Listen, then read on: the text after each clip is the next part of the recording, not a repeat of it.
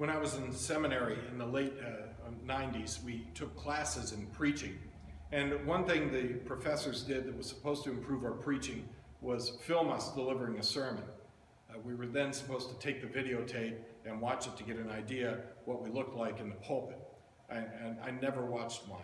I'm sure my technique has suffered because of it, but I've never been able to bear the idea of being videotaped, and certainly never wanted to see myself on television or on the internet. It has taken a pandemic to change my mind. What I'd prefer, much prefer, is that we could be together in church, not worrying about whether passing the peace of Christ is going to get a friend or loved one ill, not concerned that taking a sip from the communion cup is going to make us or someone else we care about sick. Last Sunday, we didn't pass the cup at the rail. You could have it if you wanted it, if you dared risk it, but it was off to the side. I'm not sure anyone actually drank from it, and I'm sad. I'm upset. I've spent the last few weeks hoping and praying that this disease would not affect us, would not make us sick, would not disrupt what has been so far a really exciting and wonderful time for our church. The deal, well, not really deal, but covenant that God had with Israel was that he would make them in time a great nation. He would give them land, good land, flowing with abundance. Milk and honey, we're told. I'm one of the many today who are lactose intolerant, and half of America is not eating carbs, so God would probably use different things to entice us now. But the idea was that God would take them from slavery to freedom, from heartbreaking, soul-sucking bondage to abundance and closer relationship to one another and God. And they were on the way. They were out of Egypt in the lesson today. Their pursuers gone, but there's always that time in between, isn't there? The journey from what we want to put behind us to what we hope will be our new life, a better life. During the Exodus, periodically, the Israelites would complain about one thing or another. This week in the reading, there's nothing to drink. That's not a small complaint. People die of thirst in the wilderness. It's not the same kind of wilderness we're in our country right now, but these are times that are testing us.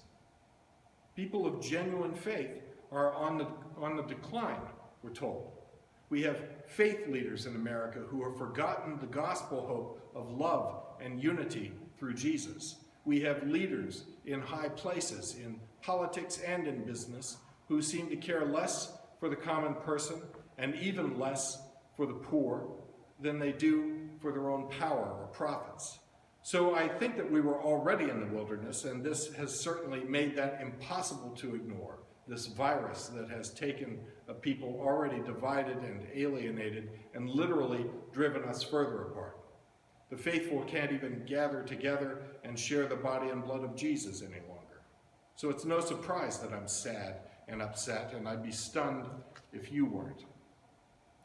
One thing I know now is that my prayer that this virus wouldn't affect us was in vain, just as my prayers that we wouldn't remain divided from one another were in vain, just as my hope that God would change the hearts of those who've grown to despise the poor, immigrants, those who are different in some way, and even their neighbors who think differently about the issues in front of us, seems likewise to be in vain. What am I to do? I pray to God. God, what do you want me to do? God told Moses in today's lesson, go on ahead of the people and take some of the elders of Israel with you. Take in your hand the staff with which you struck the Nile and go.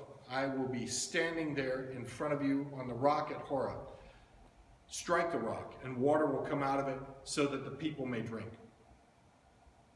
There's something here for us. There's good news in this ancient story. God will not leave us to die of thirst in the wilderness. But just as back then, God is also calling the faithful to be leaders, to be facilitators of our own deliverance from our trials. We are not called to wait patiently for our salvation from people who are above us. We are not called to depend upon the powerful to save us, but rather we are told to go ahead, staff in hand, and strike the rock. In other words, strike out into the very wilderness we fear, knowing that somewhere ahead of us lies the water we need to quench our thirst. And when we find that water, we don't just set up camp and bottle it and keep it for ourselves and sell it to other people. We tell those around us we have it and we share it.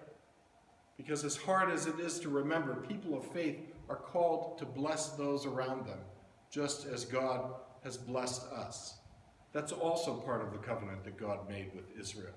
It's part of the deal that God has with us too.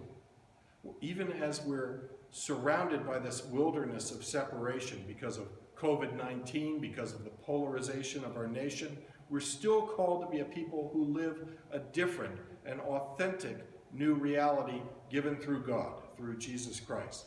One that's based upon love, upon generosity, upon kindness and mercy and justice. That is our hope.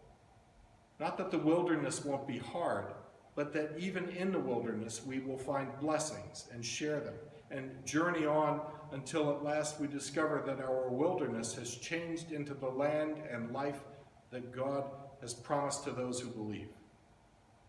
I will probably still worry. I will no doubt complain, but I know too that I have all of you with me and you have me.